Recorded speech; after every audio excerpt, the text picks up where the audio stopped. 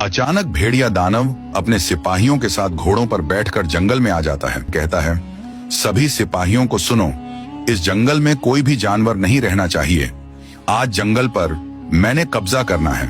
चलो भगाओ इन जानवरों को जंगल से। फिर वह दानव तलवार उठाकर सभी जानवरों को भगाने लगता है और तलवार से सभी को मारने लगता है और उसके सिपाही भी सभी जंगल में फैल जाते हैं जानवरों के पीछे। भेड़िया दानव गधे और बकरी और हिरण के पीछे पड़ा होता है। वह उन्हें भगाकर दूर निकाल जाते हैं और वह तीनों कहते हैं, चलो रे चलो, जल्दी जल्दी चलो, महाराज के पास चलते हैं। उसको जाकर बताते हैं कि हमारे जंगल में भेड़िया ने कब्जा कर लिया है। और तभी पीछे भेड़िया दानव कहता है, अरे मेरे सिपाही सुनो, जंगल पर अब राज करना है, किसी से भी मत डरना। जो झुकेगा वही जिएगा, यहाँ जो नहीं झुकेगा उसे काट डालो। फिर वह अपनी सिपाहियों को लेकर अपनी गुफा की तरफ रवाना हो जाता है। उधर बकरी, गधा, हिरण शेर खान के पास पहुंचते हैं, जिसका नाम सिम्बा होता है। वह तीनों जाकर वन में चिल्लाने लगता है। अचानक सिम्बा कहता है, क्या हुआ, मैं नीचे आ रहा हूं। फिर वजह से सिम्बा नीचे आता है। सिम्बा पूछता है, क्या हुआ जानवरों, इतने परेशान क्यों हो और इतनी सन्नसी क्यों छाई हुई है, क्या हुआ। और तभी हिरण कहता है, महाराज महाराज, हमारे जंगल पर कब्जा हो गया है। तब शेर खान कहता है, क्या कह रहे हो मेरे होते, मेरे जंगल पर कब्जा किसने किया। और तभी गधा कहता है, महाराज हमारे जंगल पर कब्जा एक दानव भेड़िए ने किया है। वह जो जंगल के पास वाला एरिया, वहां पर उसने कब्जा कर लिया है। और तभी सिम्बा कहता है, ऐसा कैसे हो सकता है। और तभी बकरी कहती है, महाराज ऐसा ही हुआ है, हम वहां से जान बचाकर भागे और वहां पर जो छोटे बड़े जानवर थे उनको भेड़िया ने मार डाला। और तभी सिम्बा कहता है कि वह भेड़िया अकेला था। और तभी बकरी कहती है, नहीं महाराज, वह अकेला नहीं था, वह खुद भी था।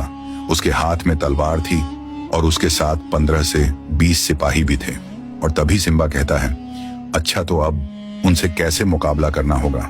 और फिर शेर कहता है, हाँ, बंदर और हाथी को बुलाया जाए, हाथी और बंदर वहां पर होते हैं। और तभी शेर कहता है, अरे हाथी, तुम जितने शरीर में बड़े हो, क्या पता तुम्हारा दिमाग कितना चलता है, मुझे कुछ आइडिया दो, उन भेड़ियों से कैसे बचा जाए।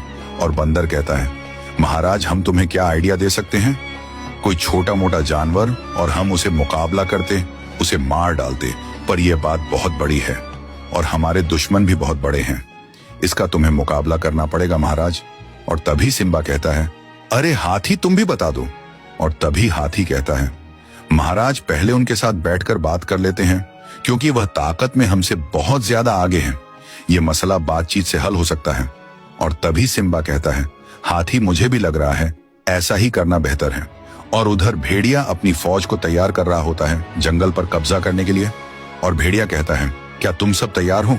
तभी सेना कहती है, हाँ महाराज, हम तैयार हैं। तभी दानव भेड़िया कहता है, तुम लोगों से यही उम्मीद थी, आज मैं जंगल पर राज करूंगा। सभी जंगल के जानवरों को खत्म करने के लिए, उसके लिए सबसे पहले जंगल के जानवरों को कमजोर करना होगा, वरना हम ऐसे कब्जा नहीं कर सकते। और फिर वह दानव अपने सिपाहियों को कम करता है। सुनो रे मेरे सिपाहियों, बेलची उठाओ और नदी के पानी को बंद कर दो। वह प्यार से मारे जाएंगे और वह मेरे सामने झुक जाएंगे। मेरे जंगल पर राज करूंगा, जो झुकेगा वही बचेगा, जो नहीं झुकेगा वह मरेगा। और फिर उसके सिपाही भागते हुए आते हैं, बेलची उठाते हैं, सीधे नदी की तरफ जाते हैं और नदी के करीब पहुंचकर बेलचियों से मिट्टी उठाकर नदी को आधा बंद कर देते हैं। आगे क्या हुआ मेरी कहानी का पार्ट 2 देखने के लिए फॉलो और कमेंट जरूर करें।